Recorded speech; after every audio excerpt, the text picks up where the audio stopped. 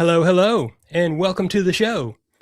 If you live in an area like Central Texas that experiences mild winters and a rapidly warming climate, this spring season January Grow Guide is for you.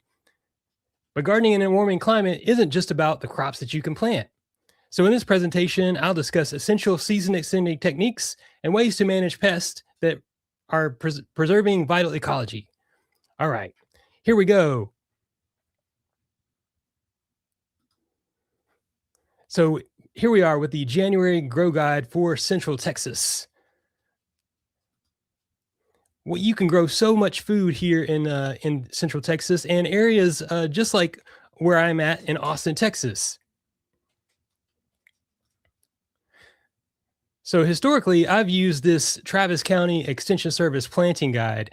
Now, this is specific to my area, but you probably have something similar in your growing region if you're not in the same place. And if you're in the southern United States, you're likely going to have, something similar, maybe a mild winter season. But I got to tell you, what I experience here in the spring is a really, a sprint into summer. So that leaves us with some narrow windows to get started planting. And this is what I've gone over by the years. And in January of 2025, this was updated. You can see that there are a lot of marginal times that begin in November on through December and into early January, about where we are now. Now, this is kind of difficult to see. So I'm going to bring this to you and break it down a little bit. And also want to mention, if you're watching the presentation live, thank you so much. Let me know where you're coming from in the live chat. And if you're watching on the replay, I really appreciate you as well. Let me know where you're coming from. Drop me a comment in the box down below. All right. We got some great questions already. Let's keep moving here. I'm Scott from New Garden Road, always out here to inform, inspire, and elevate you. Encouraging biodiversity and restoring habitat is my mission, one garden at a time. I've been gardening in Austin, Texas for 19 years, and I grow vegetables, herbs, flowers, and a variety of citrus trees year round. I've also added a few fig trees to my collection, and I've got some grafting experiments going on as well. So I started my journey as a gardening educator in 2018, and that's when I began my YouTube channel. I've got over 280 YouTube videos. You can watch some of the playlists. You can get all kind of great information. That's a resource for you in your garden. All right. I also offer consultation and coaching, so you can find that through my website, and I'd love to help you out in your garden. Moving on. Okay, here we go.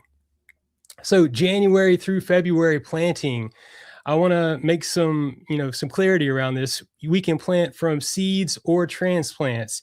This is a good handful of mostly leafy greens, arugula, Asian greens like bok choy, the collards, green onions. Yes, you can do those from seed.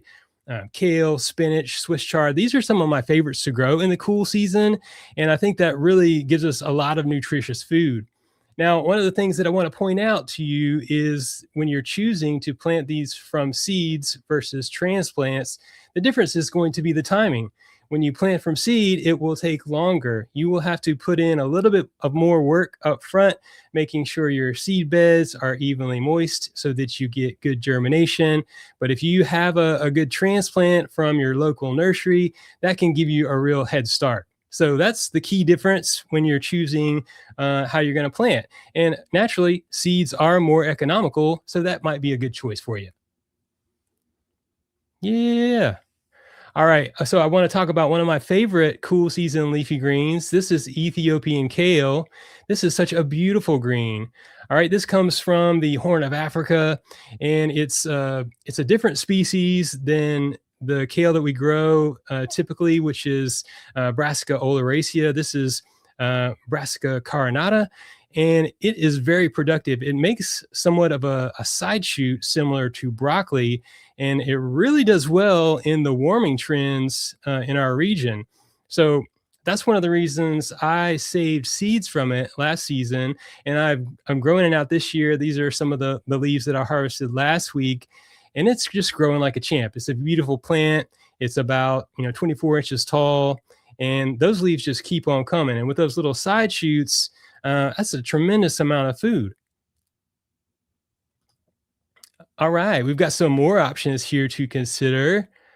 Check it out. January through February planting, we've got transplants, broccoli, Brussels sprouts, cabbage, cauliflower. Now, the spring season is right around the corner, and that is a really rapid transitional period. We get warm really quickly. But with these, I highly recommend going from transplants because those seeds will have been started under controlled conditions, generally 8 to 10 weeks prior to planting out. So when you look at your local extension service planting guide, you want to follow those recommendations, whether or not it says from seeds versus transplants. But that's a great thing to get growing now, and they'll probably begin to bear in roughly 75 days from planting. This is one of my favorites I want to share with you and talk about. It's the purple magic broccoli. So beautiful. And I want to make some notes here for you too. This one on the right, that's a perfect head of broccoli. Nice and compact, really dense. It is ready to pick. And the one next to it, it's a little bit looser, right? The broccoli head is actually a big conglomerate of teeny flowers. As they start to emerge, you'll get some unevenness in that broccoli head, and eventually the flowers will begin to bloom. So, knowing when to pick your broccoli, when to harvest it is key. And in either case, in either one of these heads, I would be really happy with it. Also, I'm seeing your comments pop up. Thank you so much. And I'm going to take some time and answer your questions shortly. I want to get through some of this planting recommendations, but keep those questions coming. All right, we've got some more things that we can plant from seed. The root crops are a great choice. Beets and carrots are one that I always do in the fall through the winter. Fava beans. This is a beautiful plant to grow, and they attract so much wildlife in the garden. They're one of the only things that is flowering in February. They start to flower, and you will see so much activity from insects, pollinators. The good, the bad, and the ugly will be on these flowers, and you can really observe them and get a lot of information from that. Also, with the peas, radishes, and turnips, there is just so much that you can choose from. Yeah. All right, carrots are probably my favorite root crop to grow. There are so many colors, shapes, and sizes that you will get. One of the coolest things about growing carrots at home is you really get the funky ones. They'll be like 2 or 3 legs, all kind of characters. You make funny little videos with those if you want to. I love growing carrots, and they're so sweet when they're planted in the winter and they start to size up. They really have some sweetness as they draw up sugars to insulate themselves in the cooler temperatures. Also, very important, uh, you can start tomatoes, peppers, and eggplants, but you have to do it inside under controlled conditions. And when it comes to tomatoes, folks, you gotta put the pedal to the metal. It's time to get growing with those. Get those started right now, and you want to plant them out sometime around the beginning of March for Central Texas. You got to go. You got to get them in there because they're going to take about 80 days to begin to produce. So we really want them to get growing within that period of time when the environmental conditions are conducive to them growing the best and setting the most fruit. Yeah. What up, Lone Star Nursery? These are my people right here. Thank you so much. Thanks for tuning in. Nancy Garrett, thank you for your comment. What soil amendments and fertilizers are needed to successfully grow potatoes in our area? That's a great question. Uh, going to be showing you some info about potatoes coming up, but the short answer is something higher in nitrogen. Potatoes are truly enlarged portions of the stem that grow underground under side shoots. So something that's balanced, but maybe like an 824 fertilizer would be a good choice for them. Thanks for your question. All right, moving on. Let's check this out. Okay, got to show you these tomatoes. I grew these tomatoes I harvested in the spring into the summer. I grew a few varieties. They were from Lone Star Nursery. Thank you so much. The Bison is a determinate variety that I grew for the first time in containers in fabric pots, actually. I really only had one plant, but it grew like a champ. I was harvesting into the month of November, and it was a really delicious tomato. So I think determinate tomatoes are a good option for our growing region. They're going to be more likely to set their fruit in rapid fashion, so that you will get them all at once. I always kind of say you want to get while the getting's good, especially when it comes to tomatoes. But other notable mentions in there, the purple, the Rosella purple, and raspberry Leanna, I think was the other one, and that one was really delicious. Got to grow some tomatoes. All right. So I want to remind you, you can check out some of the links below. You can connect with me online. I'd love to hear from you, and consider supporting my channel. I got a full-time job. I do this on the side, and I do it for you. So I just appreciate that. And I want to give that a little shout out. All right. Yeah. Okay. Let's look at some more questions here. Okay. Thanks for joining me, Kryptonite Rick. All right. Tira Chapman. Howdy. What's going on? San Antonio, Texas on the west, Caliche side. Woo! I bet that is tough. I've got that Blackland Prairie. I'm pretty lucky with that. Pflugerville. Shout out to Pflugerville in the house. Lone Star. Yo, Scott. What up, Lone Star Nursery? Love you guys. I got a good question here from Lone Star. When is the optimal time to plant seed potatoes? Well, that can be a little bit tricky. You know what? I'll tell you a story after this, but the short answer that we usually hear is in between the president's birthdays, in early February. Some folks will go in late January, kind of depending on the weather. Those seed potatoes in the grounds will have some decent cold tolerance. We get into the range of a hard freeze. That could be detrimental. The top growth is certainly going to be tender. So it can be a little bit tricky, but we want to get them in. And I think, early February is go time. But I want to tell you a quick story, because when I have grown potatoes in my raised beds in the past, quite often you don't get every single potato, right? And you might notice that at a certain time of year, they will sprout and begin to grow. And I think that's a great indicator. It's nature telling you something. So you can kind of take some cues from the soil temperature in that regard. But, just got to go for it. And definitely, if you cover them up with some soil, they should be able to make it through the last of our Texas weather. Oh my goodness. What's going to happen? What's going to come, y'all? I'm not even thinking about it one way or the other. I'm just going to keep on gardening. Okay. A lot of great questions here. For carrots, should I be fertilizing with more phosphorus or potassium after I see greens?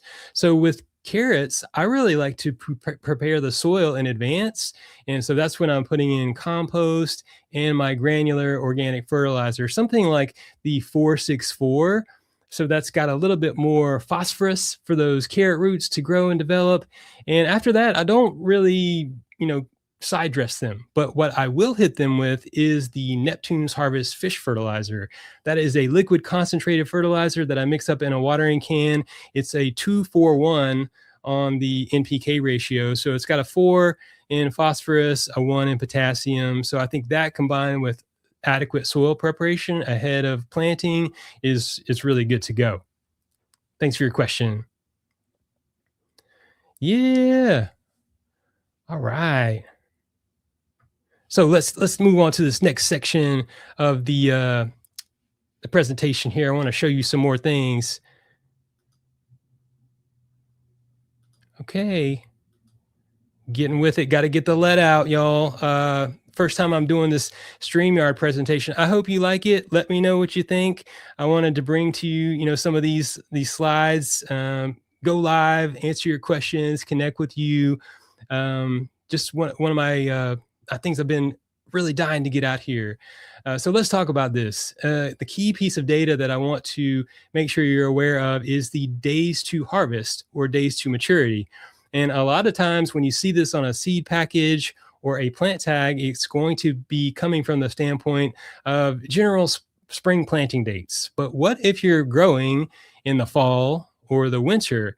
How do we interpret that? So that's really important. Let's talk about it a little bit. So for example, looking at these two packages of radishes. So these daikon radishes are 65 days to harvest, and the French breakfast are 28 days. So if you got a growing region that has, a warming climate, it's susceptible to extremes, erratic weather.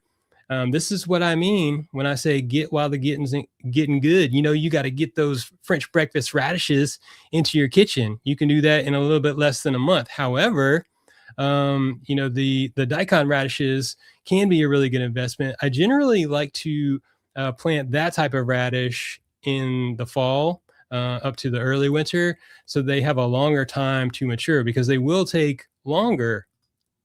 And another example is these carrots.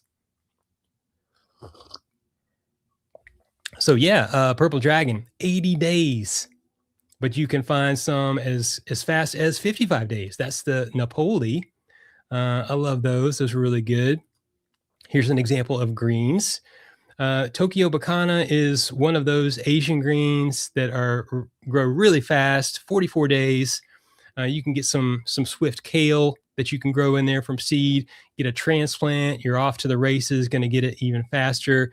But if you're looking for some collards, they're going to take longer. So take this into consideration. And when you're planting in January, we know things are going to change really quickly throughout the next few months. And if you plant a crop that matures more quickly, I feel like you have an edge. And I think that's important to remember in an area like Austin, Texas. Also, consider the daylight hours and the average temperatures. The days are shorter, although we've passed the winter solstice and we're slowly getting more daylight. It's still pretty dark, and the temperatures are cooler at night. During the day, the soil temperature is a bit cooler as well. That all produces the environment where plants are going to grow more slowly. Okay. So you can add about 14 days to the days to harvest that's listed on a lot of crops. And that's important to remember because you might be wondering, and it's a really good question.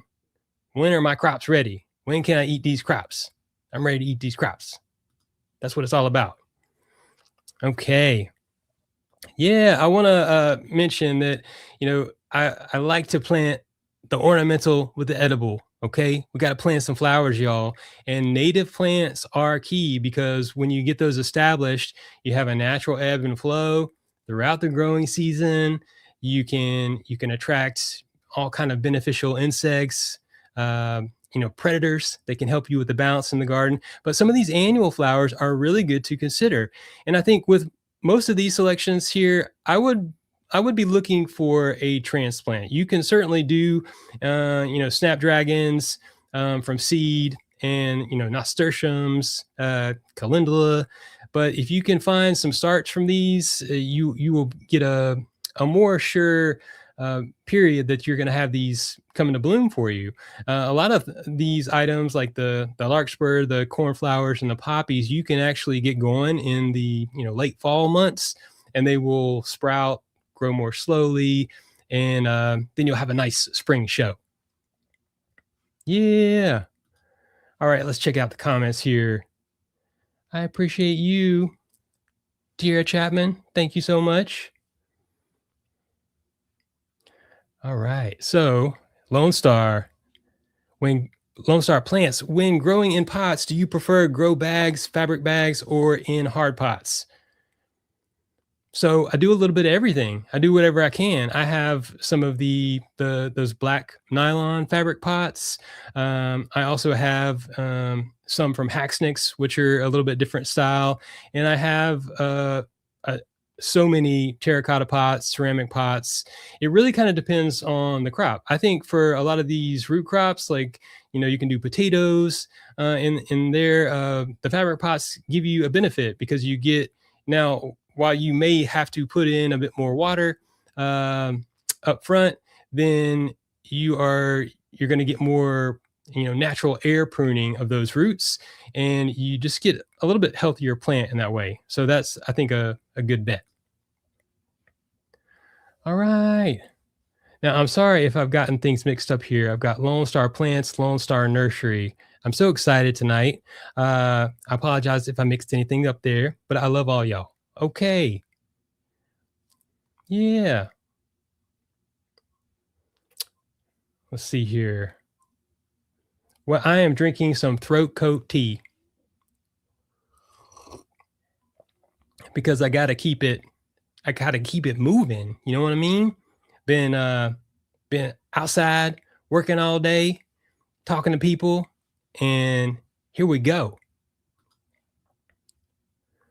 All right. So let's get back into this here.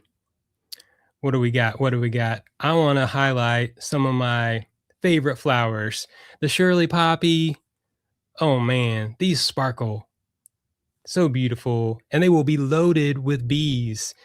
I'm talking about like 3 or 4 bees at a time. You go out there in the morning, probably about, late March, April, they will be loaded up. The larkspur too, they're a really great attractant to pollinators, butterflies, so much fun. How about these rocket snapdragons? Rocket snapdragons are one of my favorites to grow. You know, these are a favorite of my mother's. So in gardening, there's for me an always a sentimental root that I'm coming from, and that makes a difference because I come out into my garden, and my mom's in North Carolina, so quite a ways away, but I've got something that reminds me of her in my garden, and that's these beautiful rocket snapdragons, which will often go and keep on blooming into the beginning of summer. Um, and one thing I noticed last spring that was so cute was the bumblebees. They would work all the way into that snapdragon bloom, and I was just, I was looking at all kind of bumblebee butts all spring long. That was good, real good. Dianthus, this is another one that can give you a pretty long season. I think I've had them last, through the summer before, but they come in a variety of colors, and they'll produce tons of blooms and attract beautiful butterflies like this right here. Yeah. All right. Now, what about some herbs? Because this is important too. Edible crops like herbs are a very easy starting point, and this time of year is you get to grow some that don't do so well once things get hot. And the chamomile, cilantro, dill, and fennel, even fenugreek. Those are really good choices for now. They like cooler temperatures, but you can still, establish some others like the chives and the Mediterranean herbs. I think you can establish those now. You will have to be careful if we get a really hard freeze. That's something to look out for because you always really want to protect some of these newly planted crops if we go in that direction. And usually it's coming from a period of it's really hot and then it gets really cold really quick, and that can be a shock to the system for even the most cold hardy plants. So if you're going to choose some of those, be prepared to protect them. All right. Here are a couple that I'm really excited about too. White sage. I got this plant from Lone Star Nursery a couple of years ago, and I'm growing it in a fabric pot, and it seems really happy. I've got it up on the north side of my house, so it's getting some morning sun, afternoon shade, and it's grown so well. It's so beautiful. I love going out there in the morning, and I'll get my hands in that sage and I'll put it on my beard, and that's how I take it to work with me. And then I've taken some sprigs of this sage and hung it up to dry. And I've got some here by my desk, and I'll burn some of that sage indoors. It's a lovely smell, a great way to clear the energy in your house and set some intentions. Lemon balm too. That is a champion grower in my garden. This is actually a volunteer plant that came up in one of my raised beds, and it's still kicking it. Gotta shout out to lemon balm. Way to go! Heck yeah! All right. So, did you know you can plant onion sets in January? This is a great way to go. You can plant onions from seed, but it's a bit complicated. We need to choose short day varieties, and those would go in generally in the month of October. But I think Dixondale Farms is the name of the grower of these onions that I get, and they really have their business down. So you get these sets of onions, and it's bundles of like 60 or 70, about pencil size. You can put that in your raised bed and space them out about every 4 inches, and we do that in January. That's a great month to get them in. And about the month of May, you come up with a load of onions like this, big old bulb onions. And these are really great. These are good keepers too. This is the Texas Legend. And after I harvest these and cure them, I will eat on them, keep them in a dark place with good ventilation, easily into September. So that's a great way to grow a lot of food and stock your kitchen up. Potatoes. We were talking about potatoes earlier. Yeah, plant these in early February. Look for them at your local nurseries. If you want to order potatoes, a lot of things like that that you can order online, you really need to do it well in advance. That's just important because you think about it. In Texas, our growing seasons are a little bit offset from a lot of the rest of the country, and you got to get really ahead of things as you order things like potatoes, ginger, turmeric. You can order those organic rhizomes and seed potatoes. But I've gotten mine here locally at some local garden centers, and we plant those whole potatoes. They need to be, they don't have to be huge. You can cut them in half, cure them, and plant them as long as each piece has a few eyes on it. They need to be a few ounces in size to do their best. I really like choosing smaller, firm potatoes and planting the whole thing, and then I don't have to do any of that stuff right there. But again, these are going to grow, through late winter into the spring, and usually the month of May, those tops of those potatoes will turn brown and they will die back, and then it's time to dig up those potatoes. And I'm telling you what, homegrown potatoes, woo, that is some good stuff. A little coconut oil, butter if you like, get it growing. Okay. I'm going to come back to cover crops. I want to look at some questions here for you. I think you all are doing a great job. Thank you for keeping them coming. Thank you for tuning in. And okay, here we go. Lone Star plants. You mentioned the potatoes that get left behind will sprout up on their own. What time of year do you see them sprouting? Yeah, so technically here in Central Texas, we have two planting times for potatoes. The first one is coming up, anytime around the end of January into February, and I will, during mild periods, expect to see them sprouting. As we get into a warm spell. Been kind of cool here for the last week or so, but you might see them sometime in the month of February as we really tend to get a little bit warmer. It also has to do with the daylight, because the soil temperatures will increase not only as a result of the average daily temperatures, but the amount of solar radiation. So that can trigger them to start to sprout. So probably in the month of February, look for a warming trend. Then again, we can plant them in August. It's usually late August, and that's probably when I'm usually seeing them sprout the most.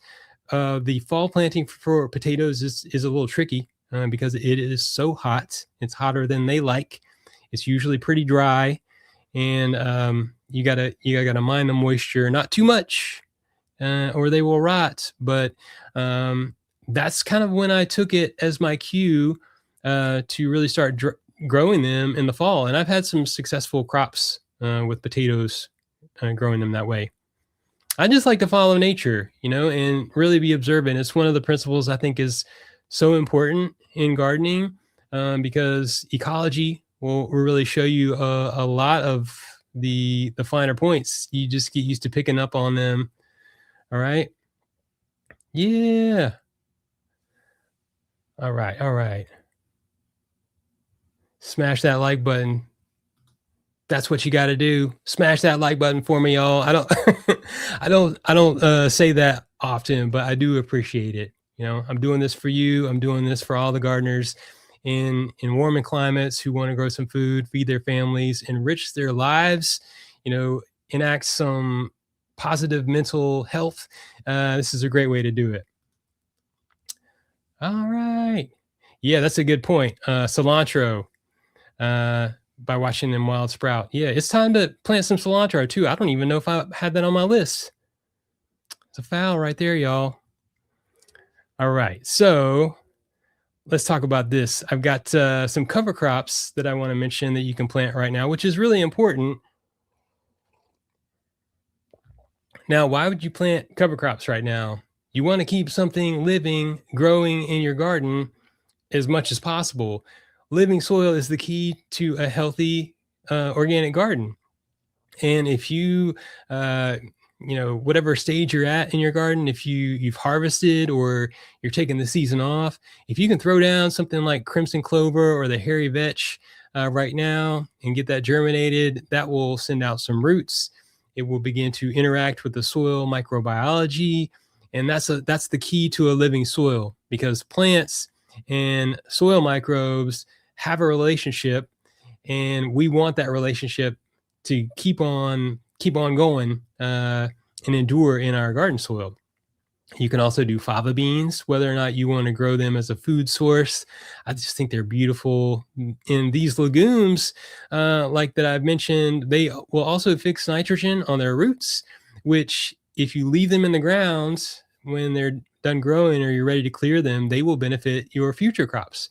And they also do act as a living mulch, which is really important. So much can be derived from cover crops. All right. They provide flowers that makes food for pollinators. They attract beneficial insects. It's habitat for that soil life. You can chop and drop the plants in the spring and just leave them right in your garden bed. Just let it roll. Or you can add them to your compost pile and compost them, and that can help you build soil in the future, which is really important. Okay. So here's a picture of these beautiful fava bean flowers. These plants easily get 4 to 6 feet tall. A lot of times they need staking, but isn't that an interesting flower? So beautiful. And I can't tell you how many insects I've seen for the first time on fava beans when they begin to flower. And it's usually in the month of February. So what I was trying to illustrate earlier is there's just not a lot of other flowers that time of year. So you will get almost everything coming here for the nectar in these plants. Really unique, fun to grow, and pretty easy in my opinion. You just get them started. You might I might recommend covering them in a really hard freeze. That's just because, like, the type of winter weather we get here this time of year is not, it's not easy going. You know what I'm talking about. It just goes from like 80 to 20, and that's no good. Yeah. Okay. All right. So let's see what we got here. Got some more questions here from Lone Star Plants. Two bean questions. Have you ever grown garbanzo and or mung beans successfully? If so, do you remember the time of year you planted? Yes, thank you for asking that question. I have not grown mung beans, but I have grown garbanzo beans or chickpeas, and I grow those just like the English snap and snow peas. So, in the fall, probably around October, now could be a great window of planting. I grew the black garbanzo beans. I've grown other varieties too, but they're a really unique plant. Um, did really well. So, they're a cool season bean. So in line with these fava beans, I have some of those garbanzo beans growing in the garden right now, alongside the fava beans and the crimson clover and the hairy vetch. So I'm hoping to get some food out of that, but I also just wanted to grow them because they're beautiful plants. Yeah.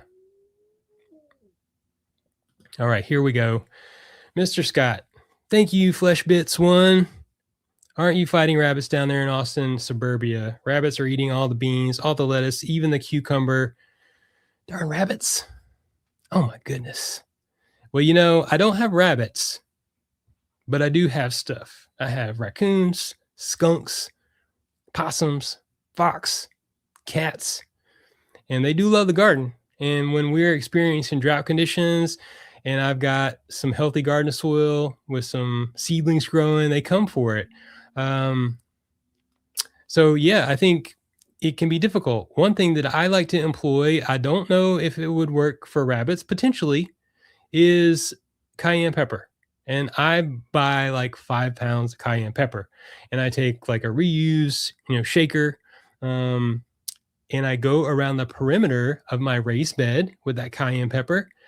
And, it looks a little bright red. It could be a hazard if you have, a dog or if you forget about it, but it really does a good job. And when I ran out of it this fall, and I started my garden up, um, I'm I was just getting stuff digging in those beds right and left, and it was really tough. But I got some more cayenne pepper. I put it around like I tell you, and they stopped. So that's one thing you might consider. It is an investment, but I think if you do it a few times, I've probably done it 3 times over the last month, and I've seen a significant decrease in the amount of pests that are getting into my raised bed. So I hope that helps you. Give it a shot. Otherwise it's going to be tough. I mean, I'm just so glad that I don't have deer in my area because I know that's another one that's really tricky. I've got someone who follows me on YouTube who lives north of Austin, and they basically have a cage, a big fenced in cage on the top over their garden, and because they have so many critters, that's really the only way that they can go successfully. All right, Tierra Chapman, I think you're responding to, what are you responding to? I don't know. Maybe you're talking about the cayenne pepper. I jumped the gun on that one. Sorry. Okay, here, let's jump into this question.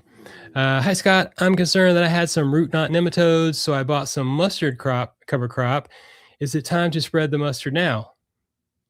Wanda, thank you so much for your question. I would go for it. Yeah, this is a good season to grow mustard. And I've heard of mustard in terms of root knot nematode uh, remediation, but I haven't done it. I don't know a whole lot about it, but it would definitely be the season to grow mustard. They're going to really be stressed once we start to get consistently warm, and pests will be after them. They get some significant pest pressure in the cool season too, but I think you'll have the most success growing them, and they'll be more vigorous right now. Also, one of the keys to remember when you're battling root knot nematodes is the soil quality. You want to consistently add high quality compost, compost tea, worm castings, all that biology, enrich that soil. You could, do something like your digging fork, dig down into your soil, open it up a little bit before you bring in the compost, improve that soil. Um, yeah, but that is a big challenge. Okay. I think this is referring, yeah, to the cayenne. Someone recommended using black pepper, said it it lasts longer than cayenne. I've never tried using the black pepper, but the cayenne pepper has surely worked for me. Yeah. All right. Thanks for clarifying. I really appreciate that. Yeah, I think cayenne pepper's a has been a lifesaver for me, honestly. Do I have any tips for interplanting? My tips for interplanting would be to consider the orientation of your garden, and in terms of understanding the taller crops need to go on the north side. Right now, the sun is lower on the southern horizon, so if you have taller crops on the north side, anything that's lower will be getting adequate sunlight. So that's key. Also, generally understand the mature size of the plants. Something like broccoli, if you get a little seedling at the nursery and it's just a little one, if you plant them too close together and they start to grow vigorously, then they will compete for resources, for water. They may have some stress and you will get pests and disease. So, understanding the final plant spacing, the mature size of these crops is really vital. And then, a lot of times we connect interplanting to companion planting. For me, it's really all about soil health and giving back to the soil after I grow crops, and from there, understanding the mature size of the crops, maybe even a little bit about their nutrient needs. Take into consideration something like spinach, which is a leafy green that thrives on nitrogen, but it can also respond to warm spells in our region. And if it's given too much phosphorus, that could promote bolting or flowering, right? So I might not mix a whole lot of spinach with something like my carrots or some snapdragons or something in that regard. So I like to kind of group things together by their size and their nutrient needs, and also understand that orientation. Thanks for your question. Okay, we're getting get into something else. Let's get going here. We're going to talk about season extension because we've taken a look at all the crops that we can plant right now. You've got a lot of options and they can, really feed you well, but we know we're going to incur some winter weather. So, this is what I want to do. I want to go back to February 15th, 2021. So, this is during Winter Storm Uri, and my garden was fully planted out. I had abundant crops from December through January. And when I look back at the pictures, we had some snow prior to this. We had some freezing temperatures, and I was protecting my garden in a similar fashion. But I just wanted to show you this image here because I think this is important to compare, right? That looks like devastation, and it really was. Less so for my garden, more so for people, right? But this is a month later. Okay. Now, granted, I took some hits on my big citrus tree that was planted in ground, but that tree lives. And look at all these other plants. They made it through that storm. And it's because of the techniques that I want to describe to you in the next few slides. All right. Okay, so what you're seeing here, I'll pop back, right? Uh, these are the beds uncovered. Here, we've got a series of low tunnel structures, which I've got more detailed images coming up. But these are constructed with 3/8 inch by 12-inch rebar, PVC that's a half inch in diameter and 10 feet long. And then you can cover these with frost cloth using spring clamps.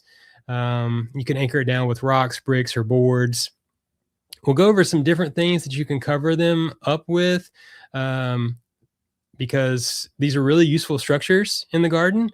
And I also want to point out what's really important to note here. Yeah, it's really important to note that this system, in terms of the size of the elements, is specific to my garden.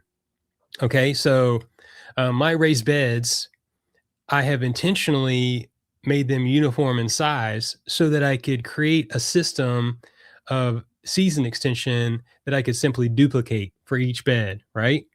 These are 4 foot wide by 8 foot long raised beds. They're 8 inches tall.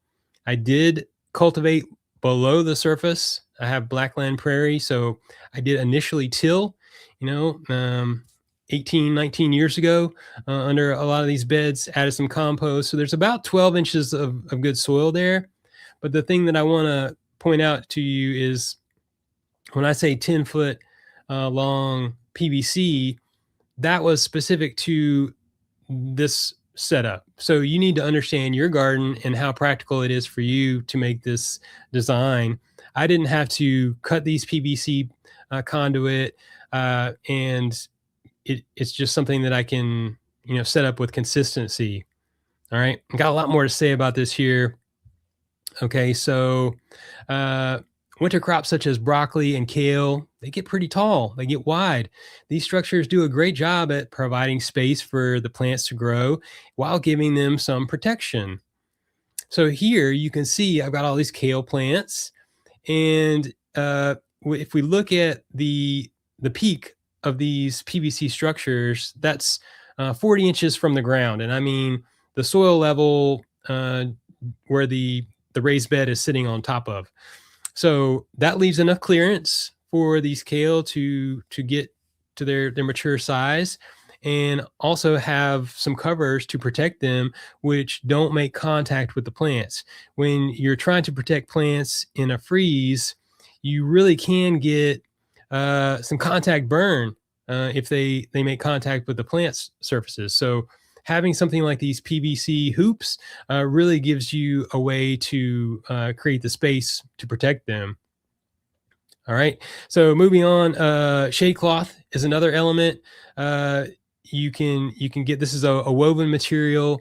It aids in establishing these cool season seedlings through warm spells. We've had a very warm winter, so if you're going to get out there and you want to plant some broccoli, like this image here, this is broccoli seedlings that I was getting started, and it was probably about 85 degrees we were running. So I had this strip of shade cloth. Now it's unlike the frost cloth. It's open on three sides. I've got some more images to share with you, but that's allowing for breathability. We want airflow. We don't want to trap heat. You can trap heat with shade cloth, but that's not what I'm doing here because I've got an opening there. All right. But this helps to create a buffer so that you can get these growing. And then when the weather cools again, you simply remove it. All right. 40% shade cloth is ideal for all day coverage. It allows enough light to get through that the plants can photosynthesize. So you can find other grades, 60%, 80% shade cloth, but 40% is the one you want if you're going to put it on the top. Okay. Now this image is key too. I mentioned it's covered, it's open on three sides. This is the side where it's closed. This is facing south and west, and that is the hottest sun. And, right now, the sun is lower on the horizon. So it's really going to, during a warm spell, it's going to hit this corner really hard. So I've got the shade cloth with broader coverage in this specific area, but it's open on the front and the sides to allow for airflow. So that's really key. All right. So I'm going to pause and see if you've got some questions here. Okay. Yeah. All right. So I wonder how your bamboo structure over your beds held up the last few days with all this wind that came through. I done blew my citrus over. Well, I have, partially deconstructed the bamboo shade structure. That's, if you're reading this question and you're not familiar, I've got a video on, creating shade structures in your garden. You should definitely check that out. But I built something that I kind of refer to as the mega shade. It's basically shade cloth on stilts, 8 foot tall with bamboo. And it was kind of rickety, but it held up really, really well for 2 years. So I'm reevaluating whether or not I want to roll through this next season with it again. It does require some periodic maintenance with the winds, but I've taken the shade cloth off. So that's really been the factor that's helped it to um, be more resilient. Okay, let's see here. Yeah, here's a good question. Lone Star Plants, did you heat the tunnels or just natural heat? So the tunnels are what's happening with the frost cloth or the row cover is it's trapping the ground heat. Now, how does the ground heat get in there? During the day, solar rays heat up the moisture in the soil.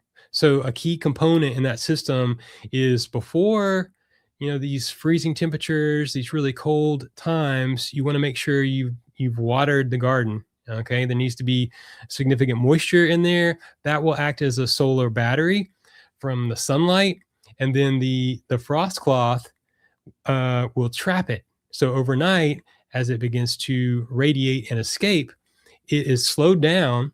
It doesn't stop it completely, but it slows it way down. And that is what insulates the plants overnight. And then in the morning, when the sun comes up, the whole cycle starts over again. So I do have some examples of some low tech heating elements, passive solar, that I'll share with you coming up. Thanks for your question. This is a great question. Is there a reason why the PVC is 12 inches beyond the beds? Yes, and it goes back to the previous question because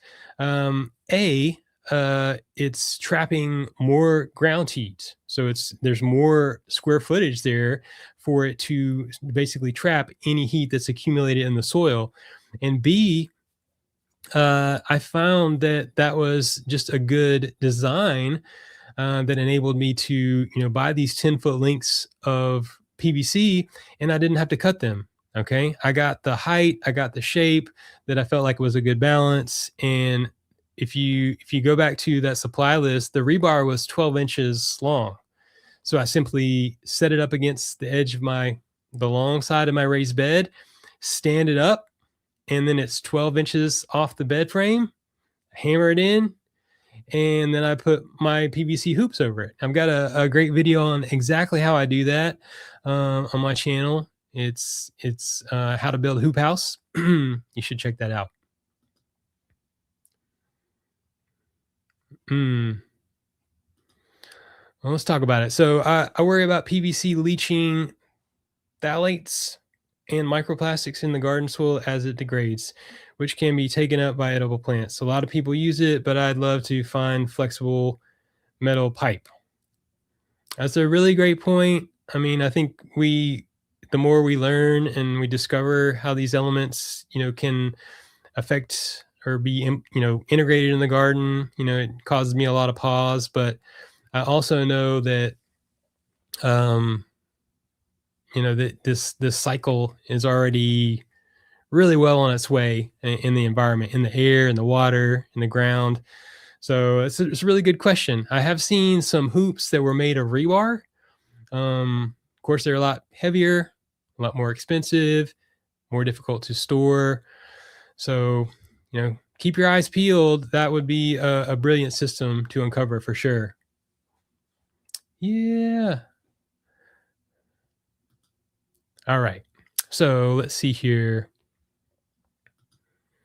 Here's another image with the frost cloth over the raised beds.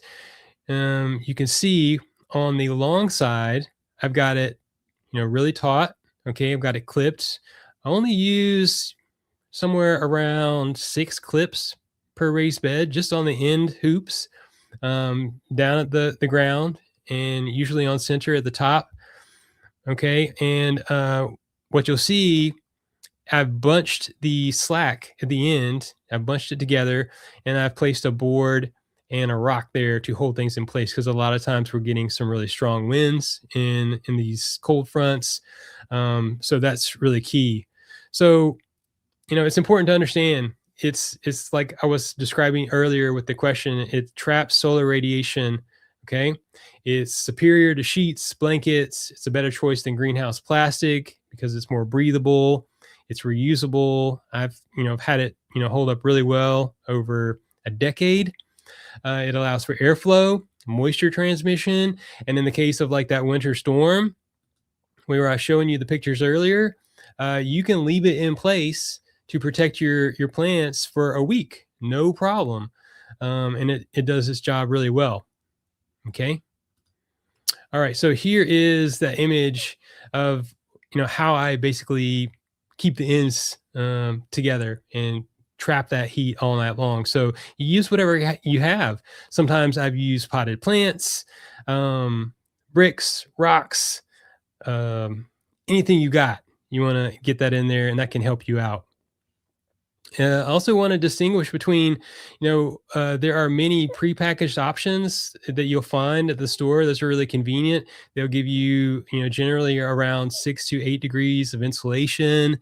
Um, and then you can get 2.5 ounce fabric. That's the heavyweight row cover. That's the one that I've really gone to that can insulate by 10 degrees. That has proven to be a good investment for me. And just with the type of weather that we get, I think it's a really good investment. Okay. Always remember, okay, the results will vary based on the duration of sub-freezing temperatures, even the wind chill factors. Uh, but you can get through with these techniques. You can also employ low-tech passive solar heating by adding large stones or water jugs. So what does that look like? Whatever you got. Here's some limestone blocks I put in between my kale plants. Now you're thinking the moisture is what holds the solar radiation. Yes, there's not a lot of water in these rocks, but they do, trap and hold some heat. And when you put that on the row cover, that helps you out. But like a water jug would be a great element to employ, just like that. Also, sometimes if you've got new seedlings out there, these hoops are pretty big and they may allow for a little bit too much space. But also, many times we need to add more than one layer.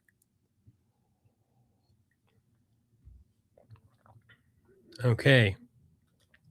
Yeah. So, also want to point out while the focus is often on freezing temperatures, which is really important, it's the big scary thing. When we get a cold snap and the daytime temperatures are under 50 degrees or in between like 40 and 50, that alone, although it might not be a killing frost, it can cause some disruption in these plants because a lot of them, like I was mentioning earlier in the presentation, are spring crops that we're growing through the fall or winter months in our wacky growing region. If you're in Central Texas, or maybe you have a similar wacky growing region, there are more and more these days. But if it's going to be a really cold snap, you can protect it with this row cover, and that will help you out. Your young seedlings are the most vulnerable. They may be, predisposed to bolting or being stunted. Um, I saw this really clearly one season when I had some radishes growing. We didn't get down to freezing, but we just had a cold week, and those radishes didn't make. They just kind of sat there, and they were like miniature radish plants that bolted. So kind of learned through observation there. That's how it went. So here I want to show you another case that you can use these hoop structures. We were talking about planting onions and potatoes earlier, and I told you they usually come to harvest in the month of May. Well, what else happens in Central Texas in the month of May? We can get a lot of rain. We can get floods. Okay. And the beginning of the process for curing crops like potatoes is drying. So we were ready to harvest our potatoes, we wanted them to begin to dry in the soil, and but we were getting some rain. We were getting a lot of rain. So I put up this plastic over the hoops, and that basically acted like a big umbrella for my raised beds, and that helped to keep the soil drier. Okay. Yeah. All right, let's check out some questions.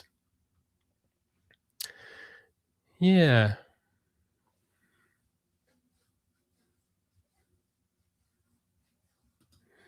All right, Tira, I love this. Because if you're concerned about, plastics or PVCs, you're trying to use tolerant crops to provide shade. I really think there's a lot to experiment with there.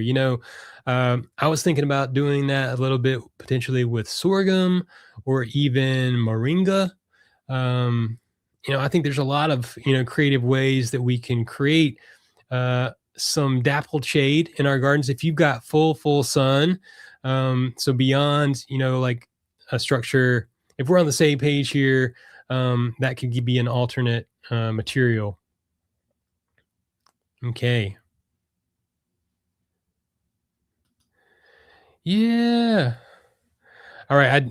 Truth be told, I learned that from another gardener, like probably, 90 some percent of what I know, I've learned from other people, and the rest, or maybe it's the other way around. Most of it has been from mistakes.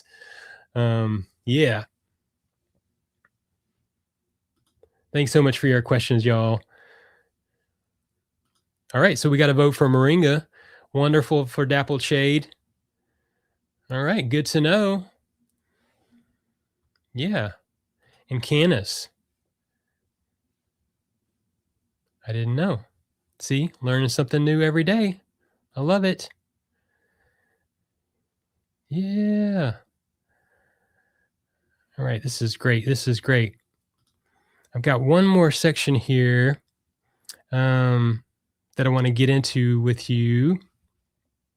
And let's see here. All right. So let's talk about some cool season pests and what I recommend as being a good strategy for managing pests from an ecological standpoint. Okay. So observation is key, first and foremost. Removing pests by hand, physically, manually is just the most organic way to go. Also, fostering natural enemies.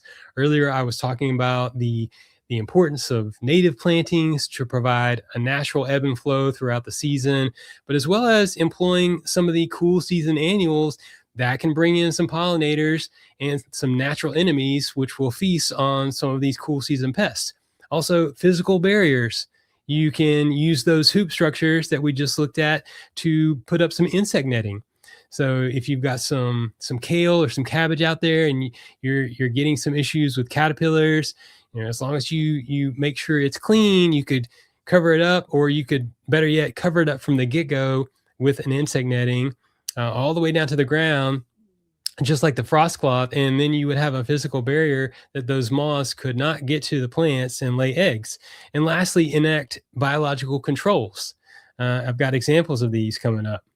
All right, so here we go. What is this? This is caterpillar eggs. I often describe this as looking like a flat booger because it honestly is a cluster of eggs encased in a mucous membrane. So that's about what it looks like. Granted, this is a really close-up image, but if you take this and remove it, you can scrape it off, you can, whatever you can manage, you have eliminated an outbreak of caterpillars. So also, if you begin to notice them, it just might be time they're surging. So, enact some observation and get to know these, because what happens next is these baby caterpillars are so small. Okay. They're going to come out, and like this image will illustrate, they're only able to eat half of the leaf surface. So this is the underside of the leaf. And a lot of times during the day, these caterpillars are hiding, they're taking a nap, they're active at night. I've also seen them repel literally from a little web when I lift up the leaf. So you've got to lift up the underside of the leaf to look for these caterpillars. And if you don't see them, but you see some damage like this, they're there. Another good tactic is to come out in the evening and hunt for pests, and that is a lot of times when you will find them active. This is one type of caterpillar that you will see as they begin to uh, mature, and you can hand remove these. But if you get those cluster of eggs or the smaller caterpillars, you become a lot more effective, and you're helping yourself out. And you didn't need to spray anything. And yes, you can spray things. You know, BT is one of the things that targets caterpillars specifically, but I've just really gotten away from it. And also, I've observed birds eating caterpillars in my garden. That we know we make a tag team. I'm going out there, pulling off what I can, observing regularly. I'm taking a little bit of damage on my crops. It's okay with me, and perfect food is still perfect. Perfectly nutritious. But I don't like to spray anything. That's just my my strategy and how I've come to garden over the years. Here's another piece of evidence. You see this out in the garden. This is called frass. This is caterpillar poop. It's a different type of caterpillar eating some spinach. Oh my goodness, why'd you do that? So these can even be harder to see because they're green, just like the spinach. But if you see the frass, then you can follow that trail. All right, let's see here. I'll see what kind of questions we've got coming up. Yeah, wasp are my anti-caterpillar army. Yes, indeed, they do a good job with it. That is a good addition. Bird-friendly Texas natives. Yeah, chili pekin is one, but I think if you get a variety of natives, then you're gonna naturally be employing some bird-friendly species. Blackberries will bring lots of birds. Will.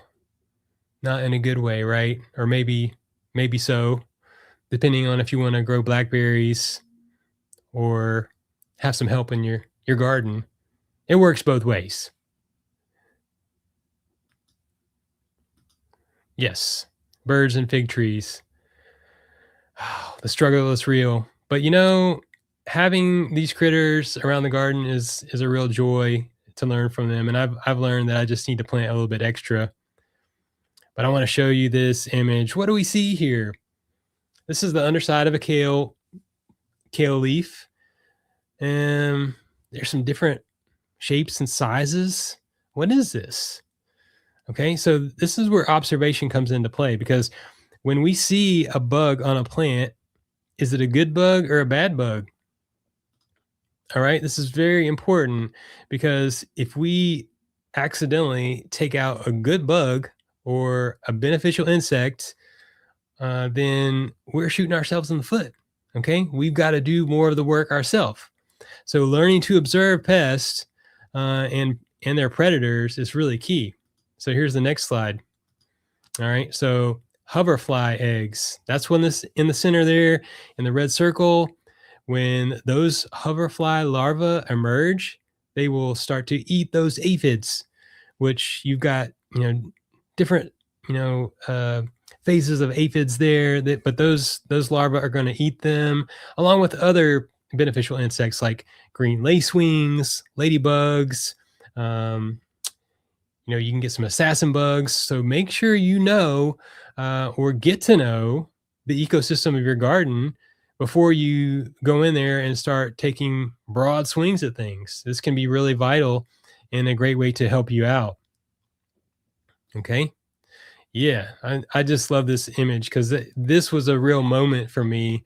And I got so excited, didn't like the aphids on my kale plants, but I was ecstatic at discovering a beneficial insect species alongside of them. I was just like, wow. So cool stuff. Now, granted, we don't want aphids all over all of our plants. There's a whole nother discussion to be had there when it comes to setting the stage for healthy growth in the garden. At some point, plants react to stress, environmental conditions, and they become weaker, and these pest insects can have a field day with them. But if they're strong And along with, some beneficial insects, they will persevere. And maybe you're enacting, uh, your own actions as a beneficial insect. So that's something to consider. Here is an image of the insect netting over one of the hoop structures. This was over some squash, but you could do the same thing for your cabbage, your cauliflower, your broccoli, and that's a good physical barrier against any type of moths, and they're not going to get in there and be able to lay eggs like I showed you earlier. So a little bit of something to deal with, but I think still really a good choice to make in the garden. And also beneficial nematodes. Okay, we were talking about root knot nematodes earlier. There are a lot more beneficial nematodes than bad ones. And you can get these from Arbico Organics. Okay. So a few years back, I was having a real problem with a surge in flea beetles, cucumber beetles. I also had the sweet potato weevil, squash vine borers.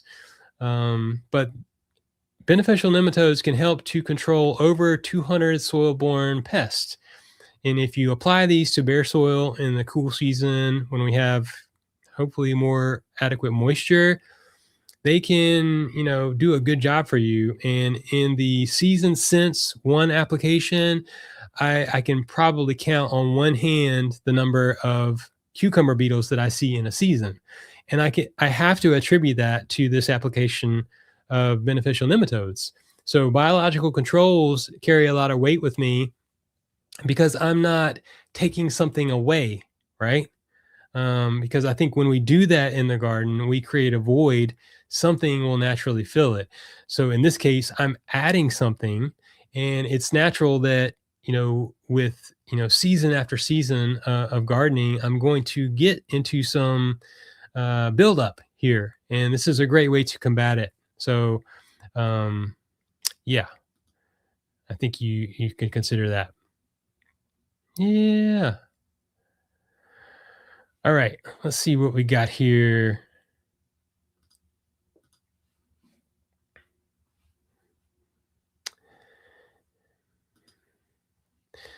Tierra says it took me years to understand that healthy plants are the best pest defense. It's 100% true right there. So says Flesh Bits One.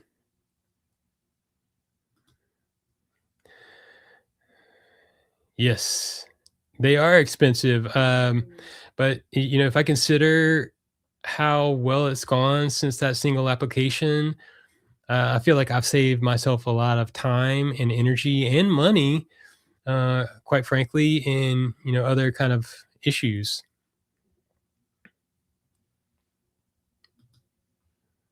Yes, indeed. So the cycle continues one way or the other.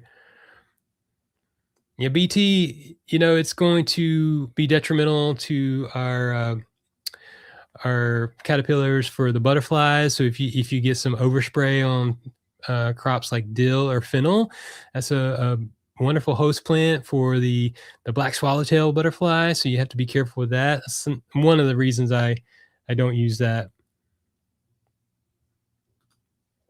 So this is a great question from Lone Star Plants. Do nematodes stay, or do we need to continue to apply them? I have only applied them once, and I I felt like I haven't had the need for additional treatments, but this is something you would consider because if the soil is allowed to get really dry and is exposed over the course of the season, their populations will diminish. So they may or may not persist. I think they're going to diminish one way or the other. But if you time it right, I did it in November before my fall planting. Most of my beds were empty. I pulled back all the mulch. I watered really heavily. I applied, and then I planted. Okay, and I keep good layers of mulch on my beds 99% of the time. So, I feel like I've got a healthy soil ecosystem in there, and I feel like some of these nematodes have stuck around. But it's a good question because that is an investment. All right. Wow. We have gone an hour and 14 minutes. Y'all have stuck with me. I thank you so much. Yeah, I mean, this I feel like I got off to a rough start in this live, and if you've made it this far, I just can speak freely, right? I mean, I was it was bad. I started it was really rough. I was trying to get off sharp, but it's because I want to be valuable and I want to share this information and create a community where we can be more successful. We can establish food sovereignty, and we can connect with one another. So I'm really grateful for the opportunity to bring these presentations to you. I hope that you will share this with others. I hope you will check out some of the links in the description, and also send me some comments. Leave some comments after the stream. Future videos on my community chat on YouTube. Let me know what you'd like to see, what you'd like to learn. And I have several other presentations that I hope to bring to you in this fashion, such as seed saving, which is something I'm really passionate about, as well as spring, summer, and fall gardening, citrus tree care. So those are really some that are I already have developed from presentations that I've done at local area garden centers that I want to bring to you on platforms like this. Lone Star Plants. It wasn't bad, bro. It was great. Oh, thank you so much. I appreciate that. Good to see you, Scott. You're a great speaker and a benefit to the Central Texas gardening community. I love y'all. Thank you so much. Yeah. Thank you, Tara. I appreciate you watching. Let's see if we can go out with some music.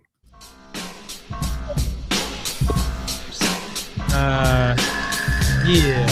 Let's see here. Thank y'all. I appreciate it. I hope you will check out more awesome gardening videos on my channel. Make sure you like this video and follow New Garden Road for more awesome presentations like this. And as always, keep it organic.